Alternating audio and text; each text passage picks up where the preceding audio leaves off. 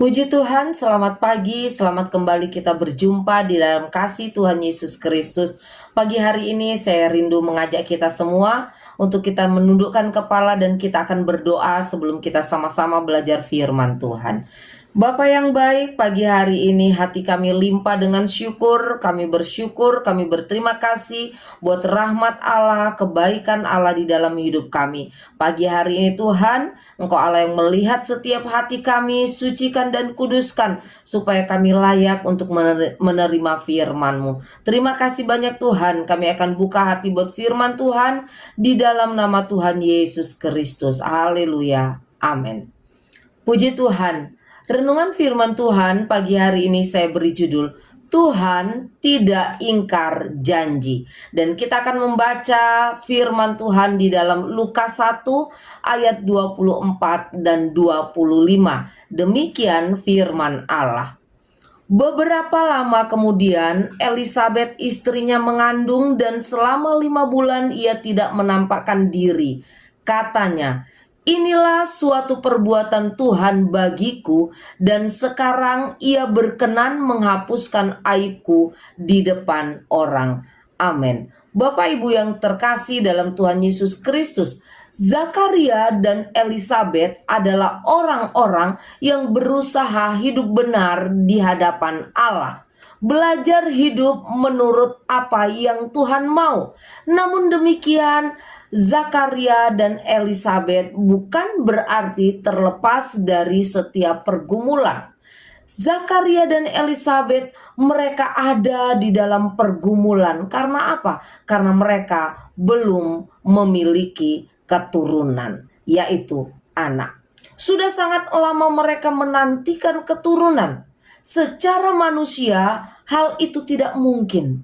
Namun, di tengah kemustahilan itulah malaikat Gabriel datang sebagai utusan Tuhan untuk menyampaikan janji Allah kepada Zakaria dan Elisabet bahwa Elisabet akan mengandung dan melahirkan seorang anak laki-laki yang diberi nama Yohanes, yang membuka jalan bagi Sang Mesias.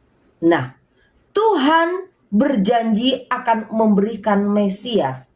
Tuhan berjanji akan memberikan juru selamat. Namun sebelum juru selamat itu lahir, sebelum juru selamat itu datang ke dunia, akan ada seorang yang membuka jalan ya bagi sang juru selamat itu. Dan Tuhan tidak ingkar dengan janjinya. Yohanes Pembaptis lahir merupakan salah satu bukti bahwa Tuhan tidak ingkar dengan janjinya. Sekalipun sangatlah lama waktu yang dibutuhkan bagi Zakaria dan Elisabet untuk menerima janji itu. Ya, Bapak Ibu yang terkasih di dalam Tuhan Yesus Kristus. Namun satu hal yang pasti, bahwa Tuhan tidak ingkar dengan janjinya. Zakaria sempat meragukan janji itu dengan berkata, "Bagaimana mungkin hal itu terjadi? Aku sudah tua dan istriku sudah lanjut usia." Dikatakan di dalam Lukas 1 ayatnya yang ke-18. Bapak Ibu yang terkasih di dalam Tuhan Yesus Kristus, seringkali kita ragu dengan janji-janji Tuhan. Namun kita harus ingat, kita harus menanamkan di dalam setiap hati dan kehidupan kita bahwa kasih dan setia Tuhan tetap bekerja untuk menggenapi setiap rencananya. Jika hingga saat ini mungkin ada doa-doa kita yang belum dijawab oleh Tuhan, teruslah menanti dengan harap kepada Allah. Jangan putus asa. Karena apa? Karena waktu Tuhan bukan waktu kita. Karena waktu Tuhan tidak pernah terlambat.